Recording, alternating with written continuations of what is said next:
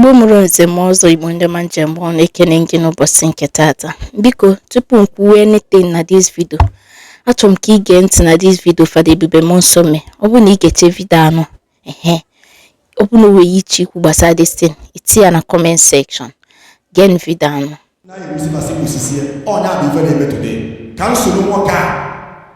Government that is not working,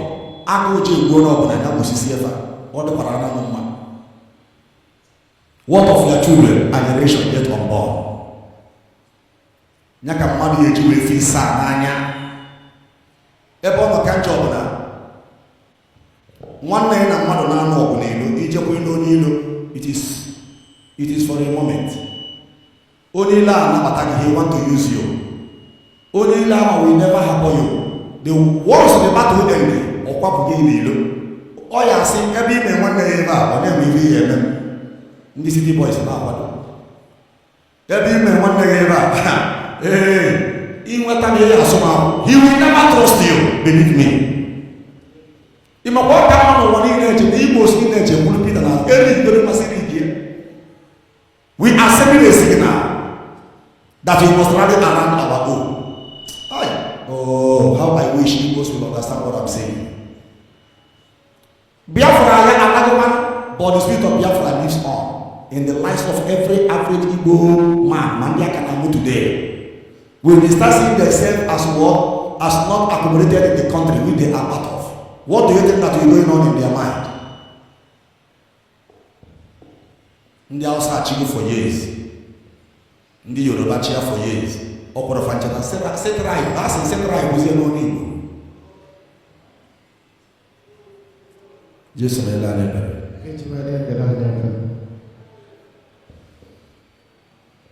And the sorry is the one who would have again only. If only because you need someone who has conservative mindset, someone who is intelligent, someone who is a professional in the area of policy, economic policy, or economy. And they will know the strength of their economy. Yes, P2B is an economist. I'm na-enechego ya bụ video. Ka o toshida gị na ntị. Ịma na owe na-eme ndị Igbo Bible, ị na-agwa ha eziokwu, ọ na-agba ha agba na ntị. Ị na-agwa ha eziokwu, ọ na-agba owe ndị ọ ga-abịa na-agwa eziokwu, ọ na-agbakashi ha agbakashi. Now there is something Reverend Fada Ebube Monso kwuru that I need to focus more in that particular point and point out that particular thing or point out. O si na some of ndị Igbo ya na-agagharị na-eme city boys movement. O wee sị ka o tishi na-eme expect ka oyi na-emerụ iyi n'okwu ọgụ amazikwe. O si ka o tishi na-eme expect ka oyi na-agbakwu ka o trust gị ebe i bitere ụmụ nwanne gị. It's just like now mmadụ gadan na-emeche meeting then ipo gagwe oyi ezi nekwe ọ dịghị ka oya ha ga trust gị because ihe ahụ gadara meche si that na ọma mpụkwa within us bi unkwekọrịta na ọma mpụkwa ịgbapụzie gagwa your enemy nekwe ya na plan against him or her. Do you think that person will trust you? There is no way that person will trust you. Hafi ya pas ọ bụkwa na nwa m etola bụ na ọmaka ihe na ọbụla ndị bayi na ha kwu okwu.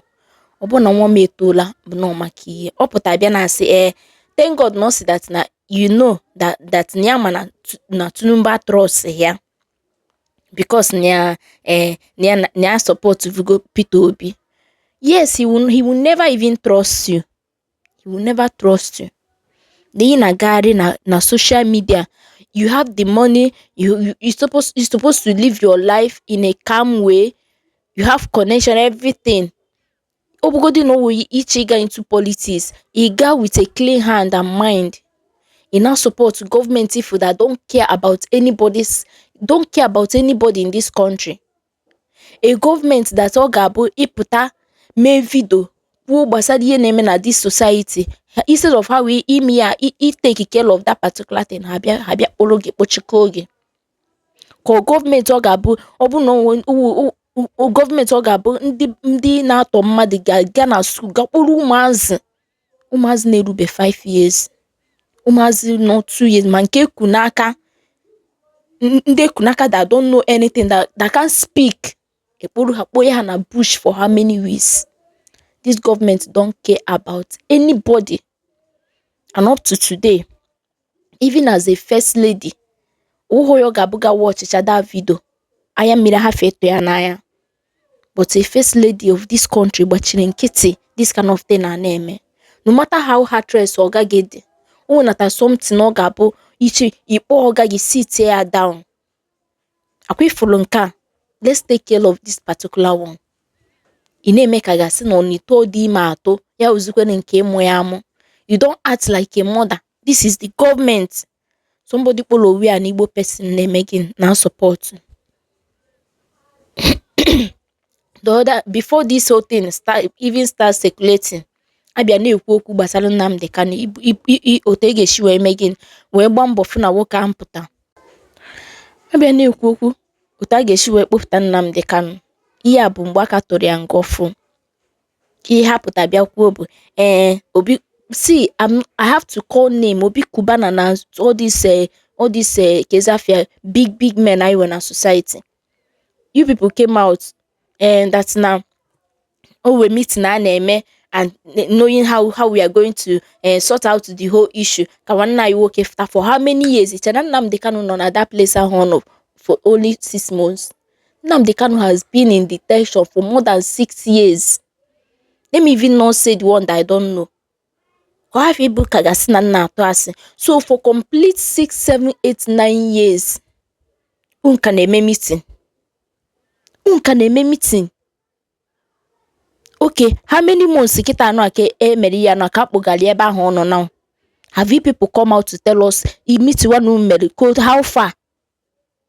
Na una cho you get brainwash, turn no brain upside down. Na abia make that statement that day because na bia the whole ndị mmadụ ekwu ego maka ya, just bia release that nonsense statement thinking that all for ndị na-enweghị uche bia ga-believe. What you people care about is just your business and your money.